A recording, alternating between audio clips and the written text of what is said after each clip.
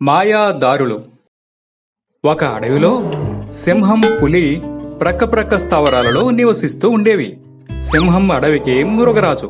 చాలా మంచిది. ఇతర జంతువులను సమదృష్టితో చూసేది. వాటికి ఏ చిన్న కష్టం వచ్చినా ఆదుకునేది. సింహానికి ఒక కొడుకు ఉన్నాడు. దాని పేరు సింబా. మృగరాజుపై ఉన్న గౌరవంతో జంతువులన్నీ సింబాని ఆడిస్తూ పాడిస్తూ ప్రేమగా చూసుకునేవి. ప్రక్క స్థావరంలో ఉండే పులి అస్సలు మంచిది కాదు. ఎవ్వరికి ఎటువంటి సాయం చేసేది కాదు. పైగా ఏదైనా జంతువు ఒంటరిగా కనిపిస్తే చాలు వెంటాడి వేటాడి మరీ చంపుకు తినేసేది. పులికి ఒక కొడుకు ఉన్నాడు. దాని పేరు మున్నా. మున్నా కూడా తండ్రిలాగే దుష్టబుద్ధి కలది. దాంతో మిగిలిన జంతువులేవి మున్నాతో కలిసేవి కాదు. రోజులు అలా గడిచిపోతుండగా ఒకనాడు మృగరాజు అనారోగ్యంతో మంచాన పడ్డాడు. ఆ అడవికి వైద్యుడైన గొరిల్లా వచ్చి సింహాన్ని పరీక్షించి ఇలా అన్నది: సింబా, మీ నాన్నకి చాలా పెద్ద జబ్బే చేసింది. ఇది ఇంతకాలంగా లోపలే ఉంది. ఇవాళ్లే బయటపడింది. వెంటనే ఆపరేషన్ చేయాలి. అందుకు 5 లక్షల వరకు ఖర్చవుతుంది. డబ్బు ఏర్పాటు చేసుకుంటే ఆపరేషన్ చేసేస్తాను. లేకపోతే నీకిక మీ నాన్న దక్కడు అని చెప్పి వెళ్లిపోయింది గొరిల్లా. తండ్రికి అలా కావడంతో సింబాకి ఏడుపు వచ్చేసింది. అంత డబ్బు ఎలా సంపాదించాలో దానికి అర్థం కాలేదు. ఈ వార్త అడవంతా వ్యాపించి జంతువులన్నీ దుఃఖంలో మునిగిపోయాయి. కాని పులి మాత్రం మృగరాజు పోతే ఈ అడవికి తానే రాజు కావచ్చని ఆనందపడింది. కొడుకు మున్నాతో కలిసి సంబరాలు జరుపుకుంది. ఇంతకాలం దర్జాగా బతికిన సింబాకి కష్టాలు మొదలయ్యాయి. ముందు ఆకలి తీరడానికి ఆహారం, ఆ తరువాత ఆపరేషన్ కోసం డబ్బు ఎలా సంపాదించాలో తెలియక అడవంతా తిరగసాగింది. ఒకచోట సింబాకి 2 వింత మాయాదారులు కనిపించాయి. ఒకటి ఆహారపు దారి, మరొకటి డబ్బు దారి. సింహాన్ని చూసి ఆహారం దారి ముందున్న జింక ఇలా అన్నది: సింబా, ఈ దారిలో వెళితే మంచి ఆహారం దొరుకుతుంది. రా, నీకు నీ తండ్రికి కావలసినంత ఆహారాన్ని తీసుకెళ్ళు. వెంటనే డబ్బు దారి ముందున్న తోడేలు ఇలా అన్నది: సింబా, ఈ దారిలో వెళితే బోలెడు డబ్బు కనిపిస్తుంది. ఆ డబ్బుకు కాపలాగా ఉన్న జంతువుని చంపి మీ నాన్న ఆపరేషన్కి అవసరమైనంత డబ్బు తీసుకెళ్ళు. సింబా ఏమాత్రం ఆలోచించకుండా నాకు డబ్బు అవసరమే కాని నేను డబ్బు కోసం ఒకరి ప్రాణాలు తీయలేను అని ఆహారం దారిలో వెళ్లి ఆహారాన్ని తీసుకుంది. ఆ వెంటనే డబ్బు కూడా ప్రత్యక్షమైంది. సింబా, నీ మంచితనానికి ఆ డబ్బు బహుమానం, తీసుకెళ్ళు అని వినిపించింది. ఆ మాటలు వింటూనే సింబా ఆనందంగా ఆహారంతో పాటు డబ్బు కూడా తీసుకెళ్లింది. వెంటనే తండ్రికి వైద్యం చేయించింది.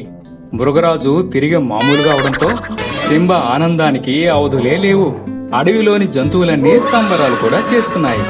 ఈ మాయాదారుల గురించి తెలుసుకున్న పులి, దాని కొడుకు మున్నా అక్కడకు చేరాయి. తాము కూడా సింహంలా బోలెడు డబ్బు సంపాదించవచ్చుననే అత్యాశతో అవి 2 డబ్బు దారిలో నడిచాయి. చివరికి తాము ఆశించినట్టు లోపల డబ్బు లేకపోగా మెరుపుల తాకిడికి పులి కొడుకు కాలిబూడిదయ్యాయి. అందుకే అంటారు అత్యాశతో ఏ పని చేయకూడదని. మినుగురు పురుగు తెలివి. అనగనగా ఒక అందమైన అడవి. ఆ అడవిలో ఒక మినుగురు పురుగు ఉండేది. అది అడవిలో సంతోషంగా తిరుగుతూ ఉండేది. ఒకరోజు ఒక కాకి వచ్చి ఆ మినుగురు పురుగుని చూసింది. దాన్ని వెంటనే పట్టుకొని తినబోయింది. నోరు తెరిచిన కాకి తనను మింగేలోపు, ఆగు, నా మాట వింటే నీకే మేలు అని అరిచిందా పురుగు. కాకి ఏమిటది అని అడిగింది. అప్పుడు మినుగురు, నేను చాలా చిన్నదాన్ని. నన్ను ఒక్కదాన్ని తింటే నీకు ఏం కడుపు నిండుతుంది? నీకు నాలాంటి చాలా పురుగులు ఉన్న చోటు చూపిస్తాను అని అన్నది. కాకి వెంటనే అత్యాశతో ఒప్పుకుంది. అది మినుగురు పురుగు వెనకే వెళ్ళింది. ఆ పురుగు కొంతమంది మనుషులు చలిమంట కాసుకుంటున్న చోటుకు తీసుకు వెళ్ళింది. అక్కడ ఎగురుతున్న నిప్పురవ్వలను చూపించి అవన్నీ మినుగురు పురుగులని చెప్పింది. కాకి వెనక ముందు ఆలోచించకుండా మినుగురు చెప్పింది నిజమే అనుకొని నోరు తెరుచుకొని ఆ నిప్పురవ్వలను మింగేసింది. వెంటనే కాకి నోరు సుర్రని కాలింది. అప్పుడు కాకి, మగోయ్, ఈ మినుగురు పురుగులను మనం తినలేమని ఎగిరిపోయింది. అలా మినుగురు తన తెలివితో ప్రాణాలు కాపాడుకుంది. అందుకే పెద్దవారు బలం కన్నా బుద్ధి గొప్ప అని చెప్తారు. మాయా మట్టిగాజులు పార్ట్ 1.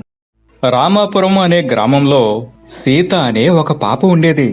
ఆమె తండ్రి పేరు సోమయ్య, అతని భార్య కాంతమ్మ. కాంతమ్మ సీతకి సవతి తల్లి. సీత పుట్టిన కొన్నాళ్లకి ఆమె తల్లి చనిపోవడంతో సీత వల్లనే ఆమె చనిపోయిందని పాపపై ఎప్పుడూ కోప్పడుతూ ఉండేవాడు సోమయ్య. కాంతమ్మ కూడా సీతని ప్రేమగా చూసుకునేది కాదు. పాపం అది చిన్నపిల్లని కూడా చూడకుండా గిన్నెలు కడిగించడం, బట్టలు ఉతికించడం, ఇల్లు శుభ్రం చేయించడం, ఇలా అన్ని పనులు సీతతోనే చేయించేది. పినతల్లి ఎన్ని పనులు చెప్పినా తప్పకుండా చేయాల్సి వచ్చేది సీతకు. రోజు అన్ని పనులు తానే చేస్తుండడంతో ఎంతో అలసిపోయేది. అయినా పిన్నికి భయపడి మళ్లీ పొద్దునే లేచి పనులన్నీ చకచకా చేసేసేది. ఇలా ఉండగా ఒకరోజు ఉదయం పొద్దెక్కినా లేవకుండా పడుకునే ఉన్న సీతను చూసి కోపంతో ఊగిపోయింది కాంతమ్మ. ఏమే, నువ్వేమన్నా మహారాణివి అనుకుంటున్నావా? ఎలా పొద్దెక్కేదాకా పడుకుని ఉంటే నీకు సేవలు నేం చేయాలా అని కోపంతో అరుస్తుంది. పిన్ని, గత కొన్ని రోజులుగా విరామం లేకుండా పనులు చేయడం వలన ఎంతో అలసిపోయాను. సరైన ఆహారం, నిద్ర కూడా లేకపోయేసరికి ఒంట్లో బాలేదు. ఇంకా కొంచెం సేపు పడుకుంటాను. లేచాక అన్ని పనులు నేనే చేస్తాను పిన్ని అని బ్రతిమలాడింది సీత. ఏంటే, పనులు చేయమంటే పడుకుంటాను అంటున్నావు? అయినా నువ్వేదో లోకాన్ని ఉద్ధరిస్తున్నట్టు మాట్లాడుతున్నావు. నీకు మాటలతో చెప్పి లాభం లేదే. ఉండి నీ సంగతి చూస్తాను అని వెళ్లి కట్టె తీసుకుని వచ్చి సీతను చితకబాదింది. పిన్ని దయచూపకుండా తనను అలా కొడుతుండడంతో సీత భయపడిపోయింది. వద్దు పిన్ని, వద్దు, కొట్టొద్దు, నేనే చేస్తాను అని ఏడ్చుకుంటూ వెళ్లి ఇంటి పనులు చేయడం మొదలుపెట్టింది. సీత ఏడుస్తూనే ఇంటి పని అంతా పూర్తి చేసింది. పనంతా అయిపోయిన తర్వాత కాంతమ్మ దగ్గరికి వెళ్లి, పిన్ని, ఆకలి వేస్తుంది, తినడానికి ఏదైనా ఉంటే పెడతావా అని అడిగింది. ఆ పెడతాను, పెట్టకపోతే ఊరుకుంటావా, తెస్తానుండు అని వంటగదిలోకి వెళ్ళింది కాంతమ్మ. అక్కడ అన్నం తీసుకుని అందులో కారం కలుపుతూ, పని చేయమంటే చేతకాదు కాని తిండికి మాత్రం ముందుంటుంది అనుకుని అన్నం తీసుకొచ్చి సీతకి ఇచ్చింది. ఒక్క ముద్ద నోట్లో పెట్టుకోగానే సీత గట్టిగా అరుస్తూ, అమ్మా కారం, కారం, పిన్ని ఇది చాలా కారంగా ఉంది అంటూ ఏడుస్తూ నీళ్ల కోసం పరుగులు పెట్టింది. ఇదంతా చూసి కాంతమ్మ పడి పడి నవ్వుకుంది. తండ్రి సోమయ్య అంతా చూస్తూ ఉన్నాడు తప్ప కూతురుపై ఉన్న కోపంతో ఏమీ మాట్లాడలేదు. ఆ రోజు సీత ఆకలితో బాధపడుతూ తన గదిలో కూర్చుని వాళ్ల అమ్మ ఫోటోని చూస్తూ ఏడుస్తూ ఉంది. ఏడుస్తూ ఏడుస్తూ కళ్ళు తిరిగి పడిపోయింది. సీతకి ఎవరో పిలిచినట్టుగా అనిపించి ఉలిక్కిపడి లేచింది. ఎవరు ఎవరు నన్ను పిలిచేది, ఎవరు అంటూ సీత చుట్టూ చూసింది. నేను మీ అమ్మని. అమ్మా, అమ్మా. తల్లి అలా కనిపించడంతో సీతకి సంతోషంతో పాటు ఆశ్చర్యం కూడా కలిగింది. కాని ఆ తల్లి కూతురు పరిస్థితిని చూసి చాలా బాధపడింది. అమ్మా సీత, నిన్ను చూస్తుంటే నాకు చాలా బాధగా ఉంది. కాని నేను నీకో నిజం చెప్పాలి. సీత వాళ్ళమ్మ ఏదో చెబుతుంటుంది. సీత శ్రద్ధగా వింటూ ఉంటుంది. నక్క తెలివి. అడవిలో ఒక చిన్న చెరువులో ఒక ముసలి ఉండేది. ఆ చెరువులో బోలెడన్ని చేపలున్నాయి. వాటిని తింటూ ఆ ముసలి అక్కడే ఉంటుంది. అది ఉన్నదనే భయానికి అక్కడికి ఏ జంతువులు వచ్చేవి కావు. ఆ చెరువు దగ్గరలోనే ఒక పీత ఉంటుంది. ముసలికి అది మిత్రుడు. ప్రతిరోజు చేపలు తిని తిని ముసలికి వెగుటు పుట్టింది.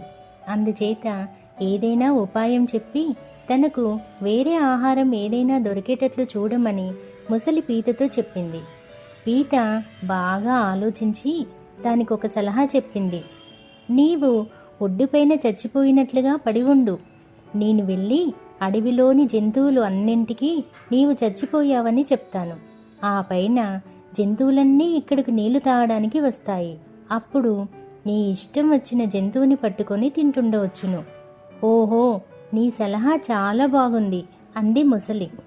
పీత వెంటనే అడవిలోకి వెళ్ళి, మిత్రులారా, చెరువులోని ముసలి చచ్చిపోయింది. మీరింకా భయం లేకుండా వచ్చి నీళ్లు తాగవచ్చును అని చెప్పింది. దాని మాటలు అన్ని జంతువులు నమ్మాయి. కానీ వాటిలో ఒక తెలివైన నక్క మాత్రం నమ్మలేదు. నీతో వస్తాను, నాకు చచ్చిన ముసలిని చూపించు అని పీత వెనుకే వెళ్ళింది.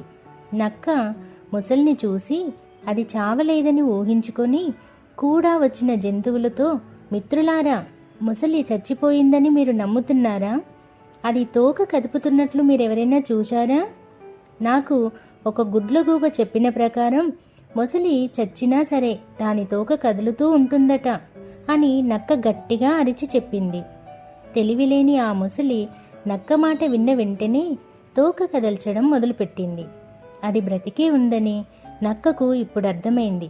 వెంటనే గట్టిగా, మిత్రులారా పారిపోండి, ముసలి చావలేదు, బ్రతికే ఉంది అని అరిచింది. వెంటనే జంతువులన్నీ అక్కడి నుండి పారిపోయాయి.